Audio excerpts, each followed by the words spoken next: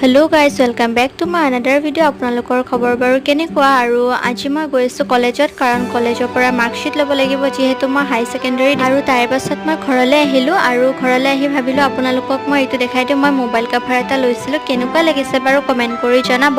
তাৰ পাছতে মিছত আমি লিপষ্টিক অৰ্ডাৰ দিছিলো, মায়ে মানে পাস কৰাৰ কাৰণে ওয়াচ আৰু লিপষ্টিক দিছিলে। সো আপোনালোকক দেখাই দিওঁ বুলি ভাবিলো। এয়া 12টা পায়, তো আপোনালোকৰ কেনেকুৱা লাগিছে কালাৰ কেইটা কমেন্ট কৰি জনাব। তাৰ পাছত মই এতিয়া গৈ আছো শীতলা মন্দিৰত আহিছো কাৰণ ভাইটিৰ বসন্ত ওলাইছে আৰু সেই কাৰণে মই আৰু দেউতাই লগতে একেলগে গলো আৰু আপোনালোককো ভাবিলো পৰিবেশটো দেখাই দিওঁ।